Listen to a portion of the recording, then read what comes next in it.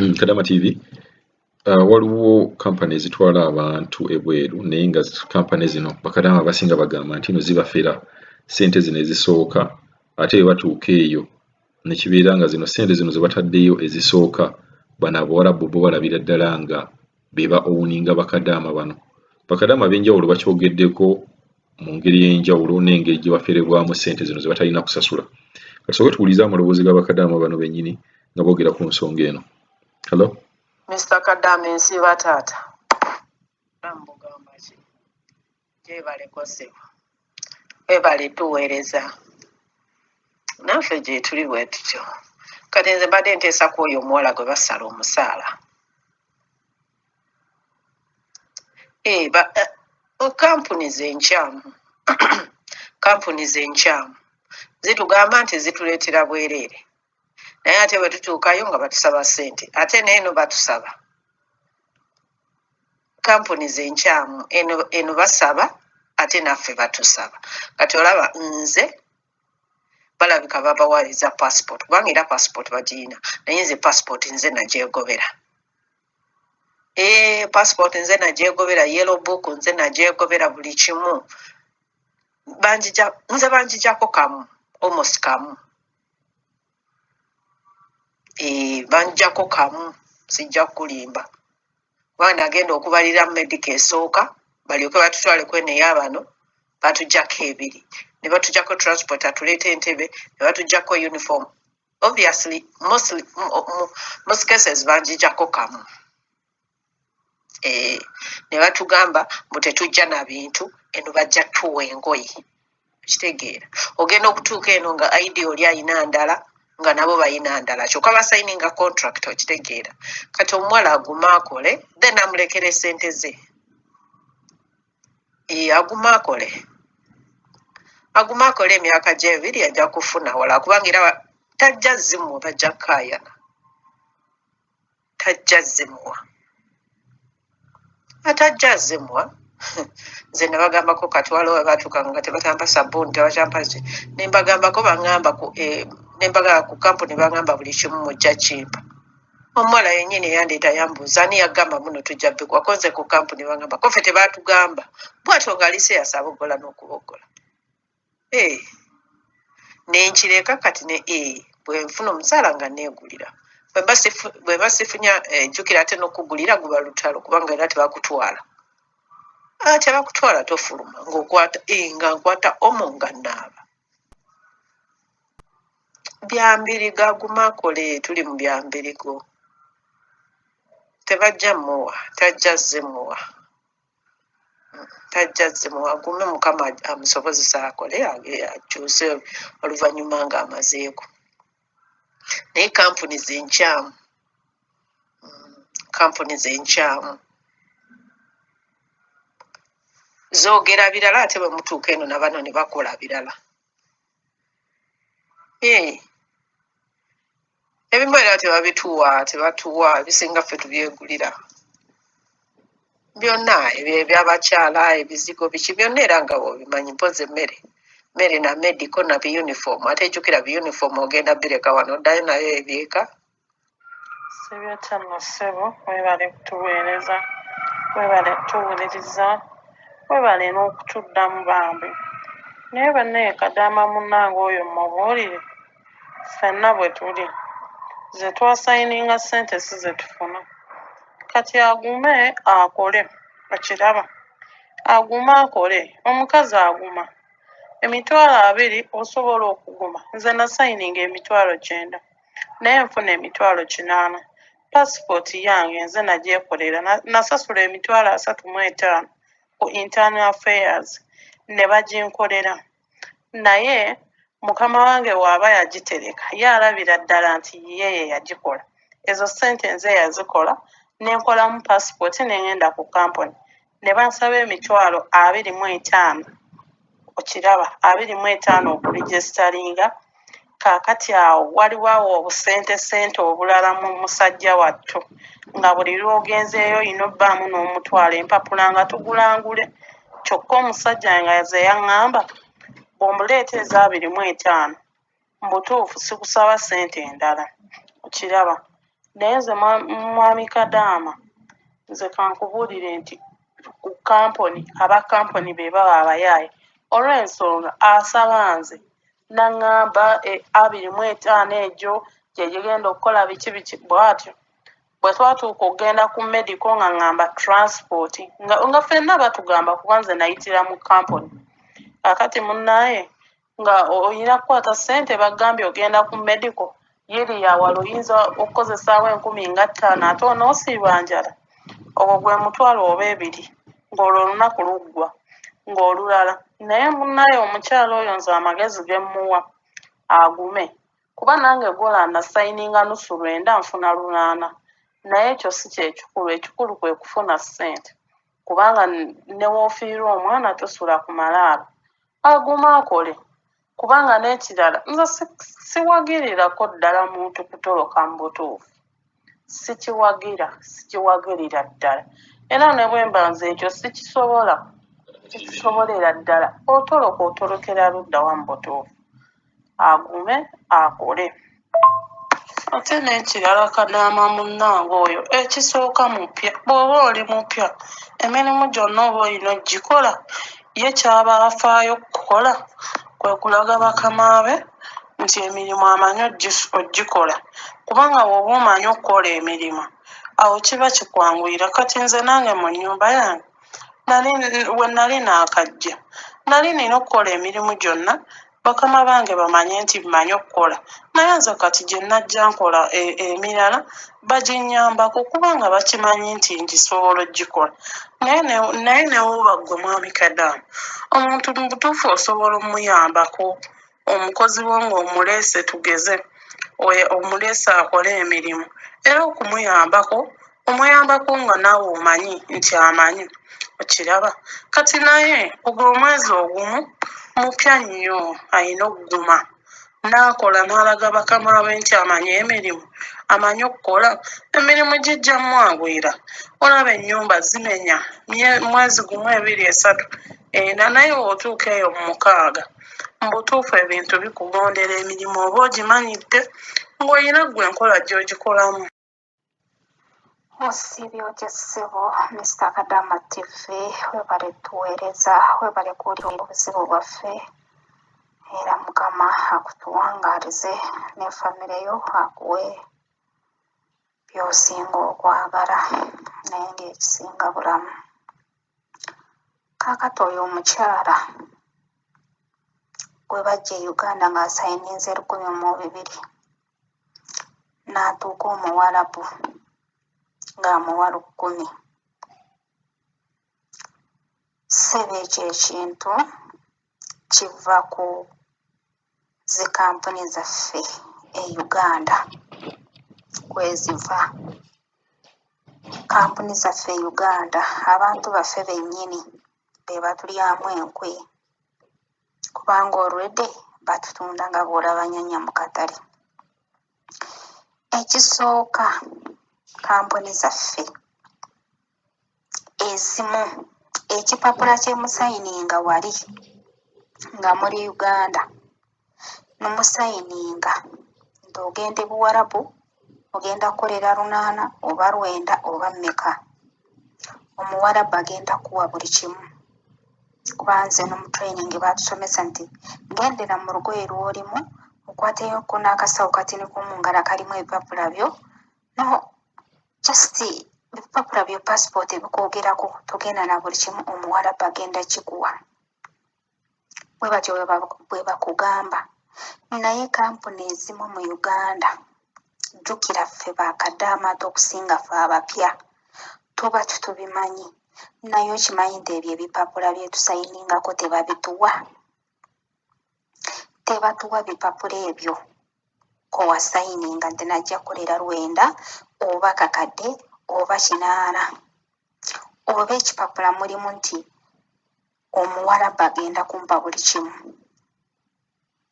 Eyo sayini pepa oba togirina. Kati bw'otuuka eno Omuwarabu akwefuulira nga bw'ayagala. Kampuni zitubba kyokka ate nga zitusunze ssente nnyingi. Nze eyo ensobi ndaba. ensobi si ya Muwarabu ate ensobi si ya Kadaama wabula ensobi za kampuni zaffe. Kampuni yaffe yeyina ensobi. Mpozi Omuwarabu wayimirira ensobi nti gwe wasayininga $1,200 ng'ogenda okukolera. Katawo bw'aba agaana nti akuwa akakadde, bw'oba olina olupapula olwo osobola okulugyayo n'omugamba nti olupapula lwange lwoluno lwe nasayininga kuliko $1,200 oba wangula obukadde 10 gwamanyi naye nga $1,200 gwakkiriza nti ogenda kukola ki, nti ogenda kulumpa. Naye waliwo Omuwarabu okugamba nti nze sizikuwa naye ng'olupapula wasayininga lwa $1,200 naye nga n'olupapula toluyina. Nga Uganda wasayininga busayiniza ekipapula ne batakikuwa. Ate ebiseera ebisinga bakadaama tetukigenderako naye ekyo ekipapula kiba kikulu. Kuba nze kamwa koogera nava e Uganda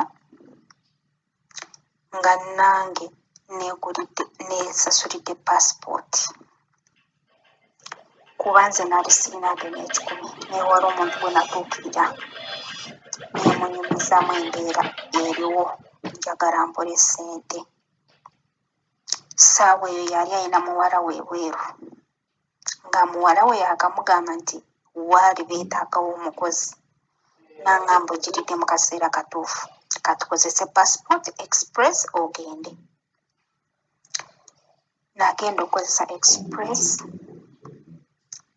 ne batubba passport. Webaagalira passport enkadde ng'empya ze ziriwo era passport express teyasoboka neerwawo. Baali batusabye $40,000 nga batugambye ennaku 3 era nga tuzisasudde naye yamalayo emyezi 2 era neekomenkerera ng'ogwo omulimu gunfudde era n'emyezi 2 okugifuna nempaayo $10,000 $5,000 gye nakozesa mu passport. Kampuni gye naatwalamu passport yambalira medical nembalira oba byonna transport training yanzijako $40,000 gye yanzijako era gye nagisasula. Omukazi eyali ampoza ezo ssente zonna wamu nekiwera 9 twali twateesanye n'omuwa emyezi 3 ekisooka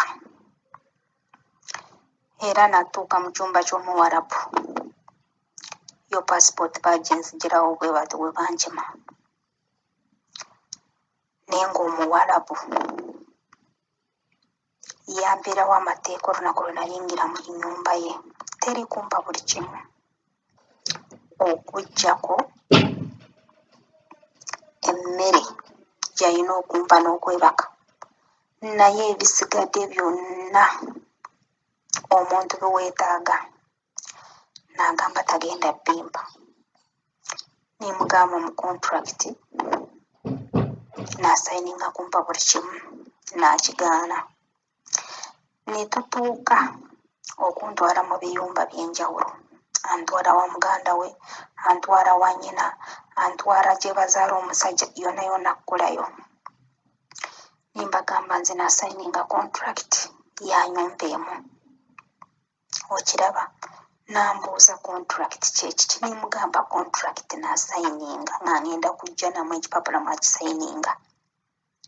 Yangamba leeta ekipapula ekyo kye wasayiningako naye ng'olowooza naali nkiina nga sikiina oba yategeera nti sikiina simanyi. Yangamba leeta ekyo ekipapula ndabe by'oyogerako,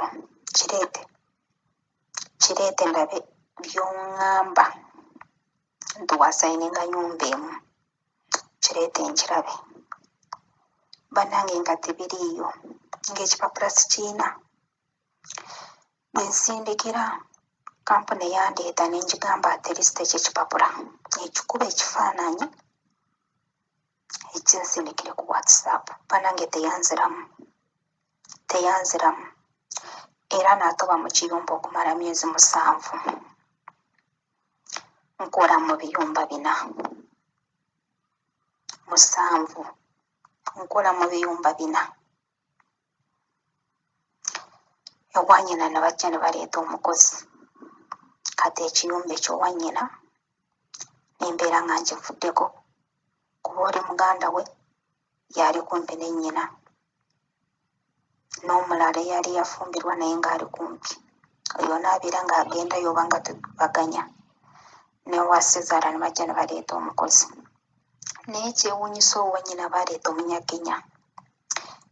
Ye ndowooza omwezi nga gumu yabagamba nze sijja kukola mu biyumba bino byonna.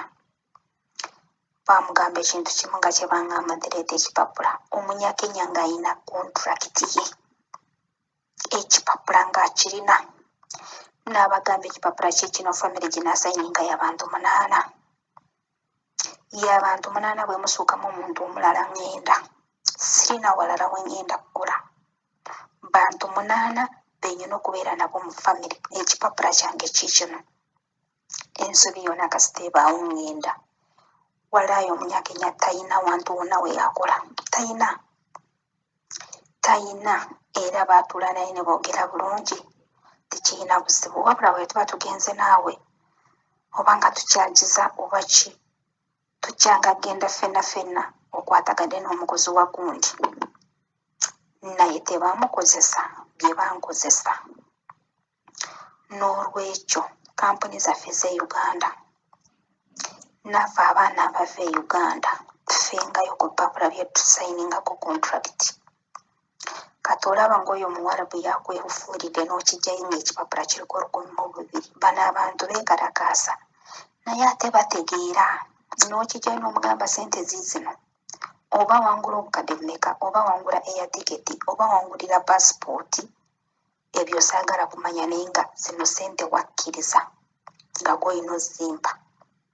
Okiraba kuba kati oyo n'obwamutwala ku woofiisi n'obwamutwala ku poliisi, oli nayogera nti namuteeka mu sente zange, naye oli ng'ayina kontulakiti eri eriko 12 aba ayina ozimusasula. Naye olaba n'obwamutwala ku poliisi, oli ekipapula kyalina bwe kiba kiriko 12 tasobola kireeta. Tasobola. Naye omuwala bw'aba alina ekipapula kye, poliisi emugamba oba wamussaamu obukadde bumeka, kiri nti wakkiriza sente ozisobola era muwe sente ze. N'olwekyo mu byonna kampuni zaffe ze zirina obuzibu. Naye naffe abaana bava e Uganda tufeeyo ku bipapula byaffe bya kontulakiti. Kuba nze natomera, nze buli kimu kyegulira. Pozi kye nagaana ngoye bye basuula byendonda n'ensalaasala. Nina empiso yange n'entunga n'ennyambala ebyo nagamba sigula eno ngoye. Naye tebalina kye bampa, baba baagala omusala nga bwe ngukwata nguguleko buli kimu.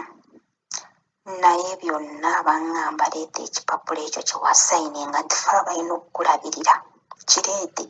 Naye ng'olowooza ng'oba tebakiina, bakiina babimanyi.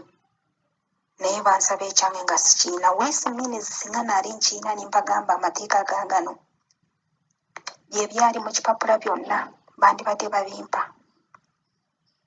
Tebandonzonziza naye bansaba ekikakasa bye njogera ne kimbula.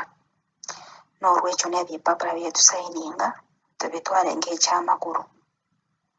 Omunyakenya yakirina ekipapula kye era ye bamutya.